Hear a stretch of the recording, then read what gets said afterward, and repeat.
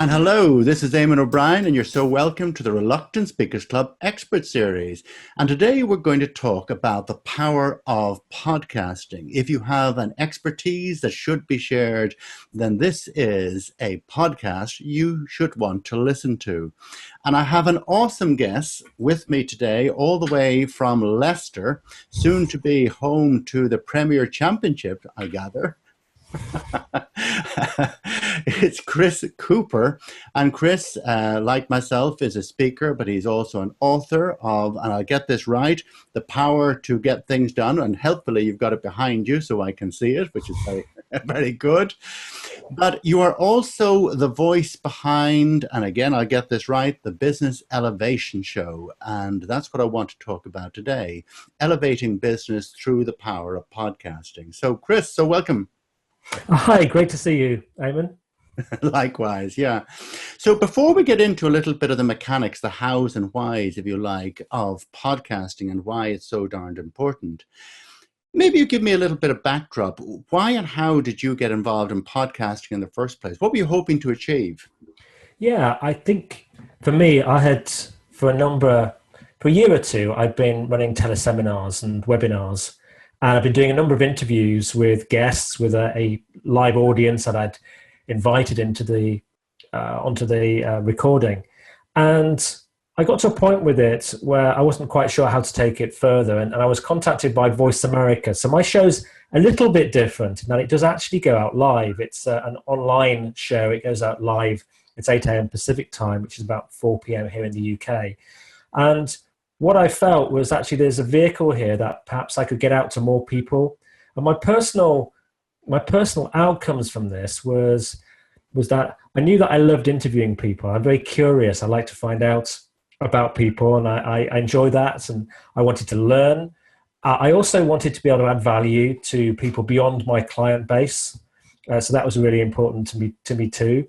And I suppose in this world where you're out there trying to make a difference, my personal purpose is about helping others to realize their potential and organizations and individuals and realize more of it. I thought this was just a great vehicle to get out there and to see for a period of time, a trial of 3 months, and 5 years later, I'm still doing it. It's quite addictive. And, you know, there's been many, many benefits, which I'm sure we'll talk about as a consequence. But they were purely, I think, you know, fairly unselfish reasons, although it does get to a point when you're doing this where you start to think, I'm putting a lot of time in, so I need to be working out where the value is coming from for me. Yeah. So, well, actually, that's a good segue. Yeah, that's a good segue because, I mean, you know, the whole idea is to share something that's value, and it should have a value to you. So if you were to kind of characterize what podcasting can do for a business and the why you would do this, what would you say? I think the first why needs to come from you, and I would suggest that it's something that you are drawn to, because you're going to spend quite a lot of time doing this, planning shows, connecting with guests, interviewing them. So it needs to be something that you love, and if you love doing it, then you know that effort that you will put in to make it work is not so difficult, really. So I think you need to, if you're drawn to this and you're really passionate about getting to know people and you're curious and you kind of want to learn, then I would recommend this could be a great route, because it's a great marketing route too. You know, your name will get out there from doing podcasts. If you shine your light on your guests, you'll meet some amazing people. You'll become associated with those. I have one of the benefits of my show I love is some of the amazing people who come and stay with us. My kids have met world champions and adventurers and all sorts of fascinating people who come and stay with us, have become friends with the family. That's I would say is one benefit that I've noticed through having done today. Today is my 200th show, actually, my 200th hour coming up. Congratulations! That's awesome, really, isn't it? So that's probably the why. I would say do it if you love it. Was your second question in there about the benefits? Yeah, so, in terms of, so you obviously, it has opened a few doors for you, but kind of if you're looking at the overall impact for those who get to hear you and to if you like, to get a better sense of what you have to say, and also, I suppose, by extension, what the folks you get to interview have to say. What effect has that had on you and your business, I suppose? Yeah, good question.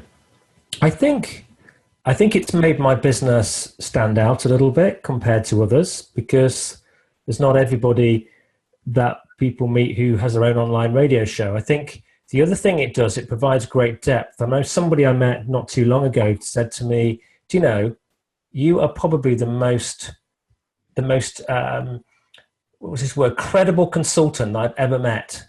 He'd looked at my radio archive. There was nearly 200 hours of content in there. And he said, "You know, you are seriously researching your marketplace, and you're seriously adding value out there. There's not many people who do that, so that was great. I think it's really has given a sense of credibility.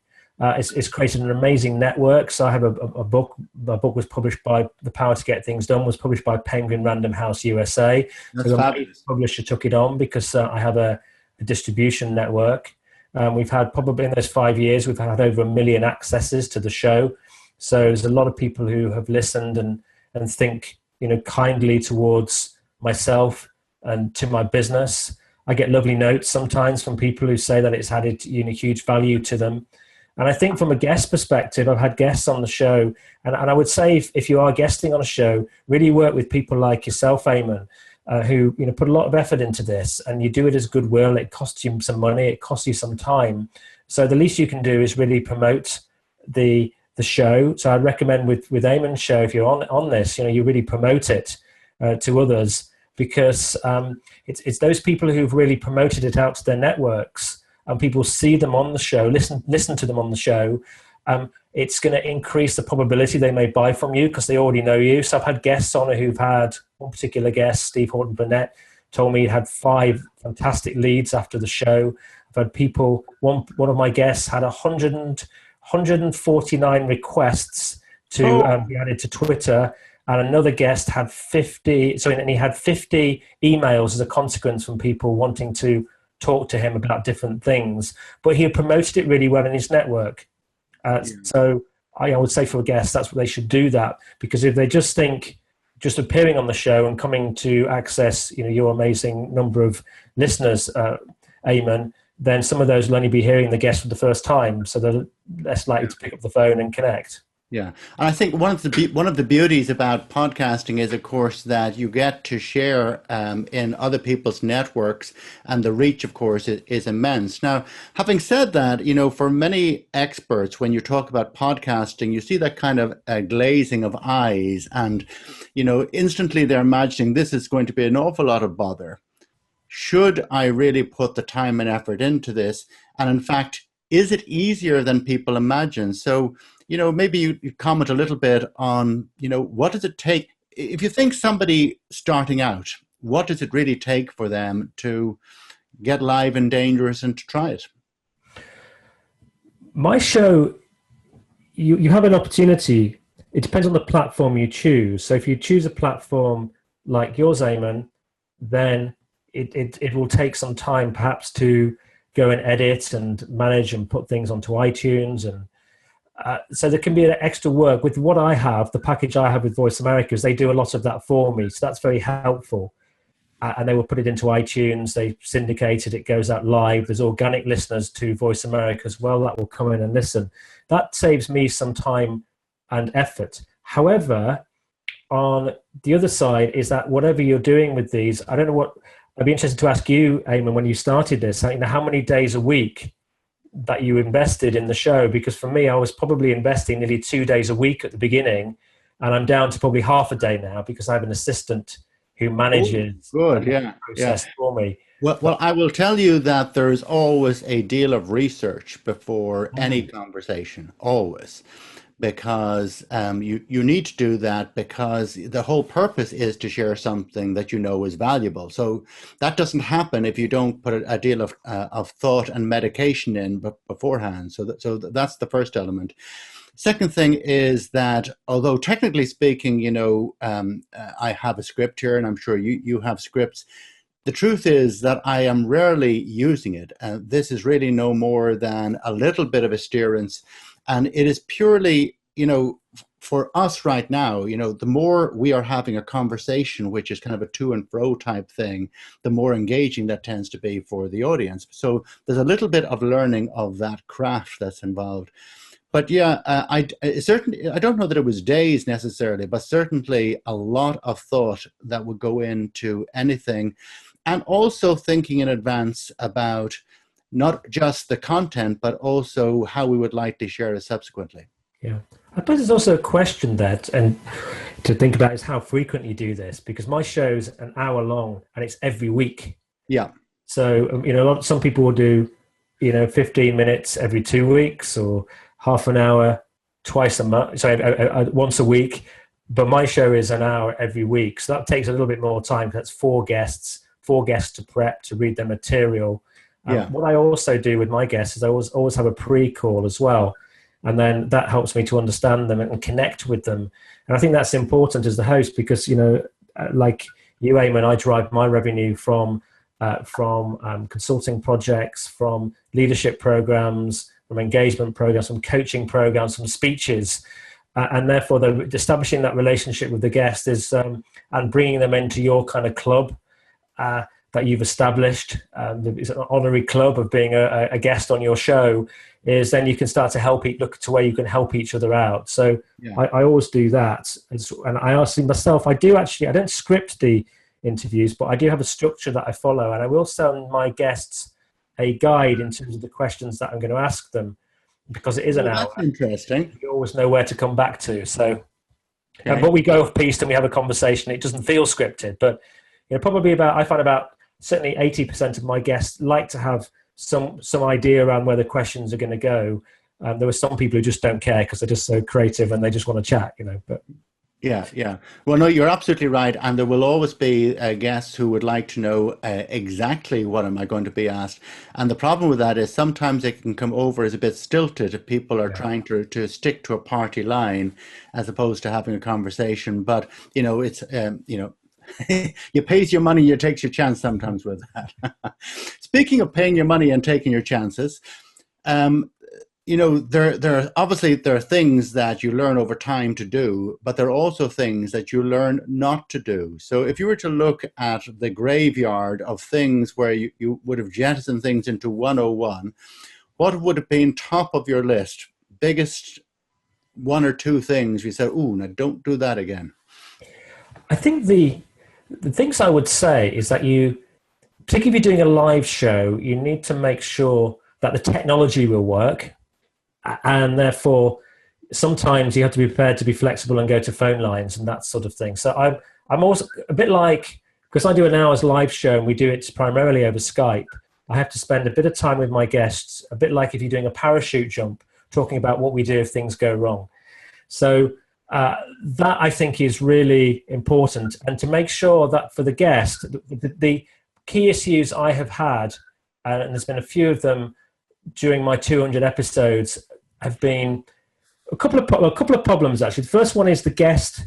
We do a Skype test, and then they decide that they've got a speaking engagement or something, and to do it without telling me from a hotel in London, and or in one instance from their son's office in the middle of central London, and the broadband connection wasn't very good, or they couldn't get on. In one instance, couldn't get onto Skype. So I had another particular one where a guest came off a stage. They were at an event.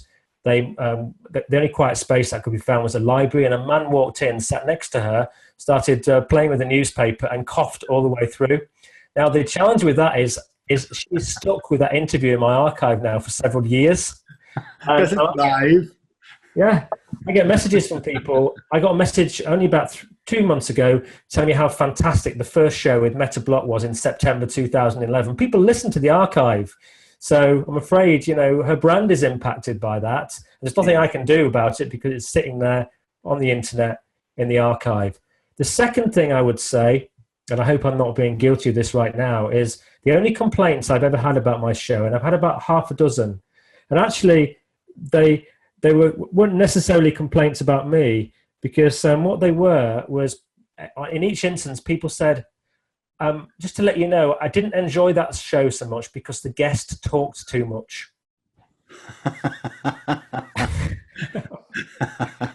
And what they missed is, and I have to be careful of this now with you, Eamonn, because there'll be a lot of people who are listening to this podcast right now. They're not listening to hear what Chris Cooper's got to say. Their relationship, because they've listened to Eamonn, is sitting with you more so than me.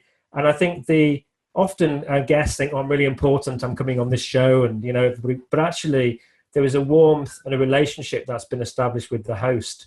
And if people violate that by talking over the host, sometimes they feel quite angry about it. Well, see, that's a balance, because when I'm interviewing you, and I'm sure the same would be true for you. One of the joys and one of the benefits of doing it is that it gives you an opportunity to have your host to shine, if you like. So really, that's what I'm trying to do, and that's usually works fairly well. And as you're talking about the mechanical issues, I was just laughing for a moment. I was thinking about a particular guest, and this fellow would be exceptionally well known in the world of social media and so forth.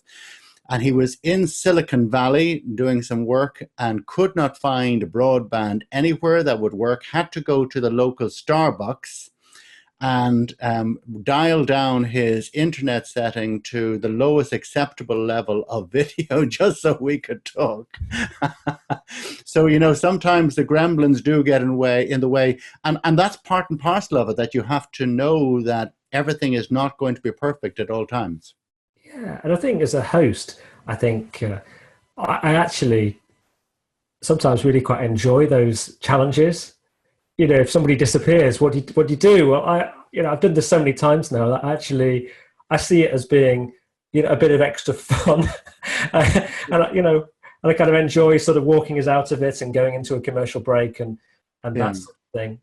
You can always do a bit of tap dancing, or maybe pick up that electric guitar of yours and give us a few licks or something, I suppose. Could do that. I could do that. I did have one incident actually where I had a guest who very, very unfortunately, their mother suddenly died. So they had to pull out at very short notice. So actually what I had then was faced with an hour on my own. So what I did was I did pretty much talked about my keynote, which was one of my keynotes is engagement starts with you, how to be an engaging manager or leader. And incredibly out of that, I had a CEO of a company contact me, said it was brilliant, and could he talk, and we've got a collaborative relationship now. So it actually worked out quite fortuitous to me, but you've got to be prepared to have something up your sleeve, really. Well, listen, that's terrific. Well, maybe just one rounding out question, and I'm really enjoying our conversation as one podcaster to another. If you were thinking about all the things that you have done in podcasting in particular, and you were to pick the one thing that you do now that you wish you had known at the outset, what would be that one thing?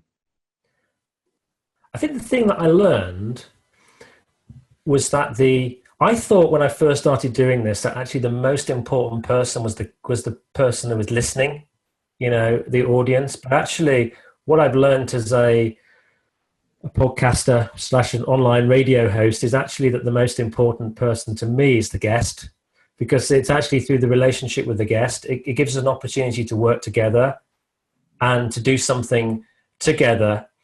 And through those relationships, it has actually been where my show itself has generated its return on investment, because some of those people would become great friends, collaborators.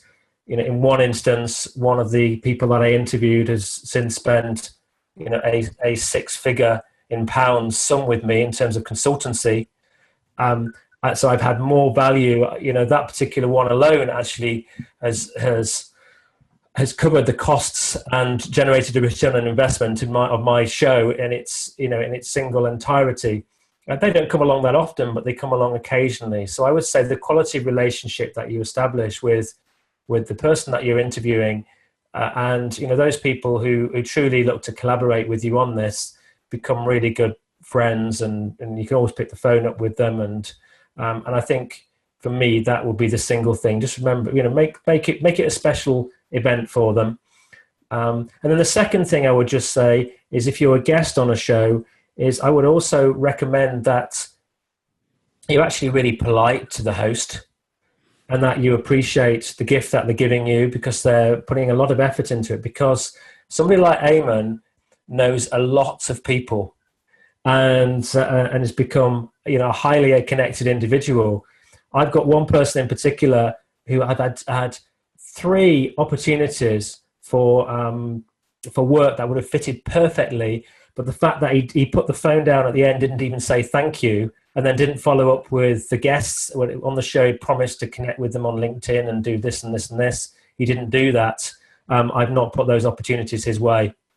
Oh, there you are. You see, there's always a sting in the tail. So, but you know what? Actually, this has been an awesome conversation. Honestly, Chris, we could comfortably speak about this for hours on end, and maybe over a few beers, we might do that one day. But I want to thank you for coming on my series today. So I really appreciate that.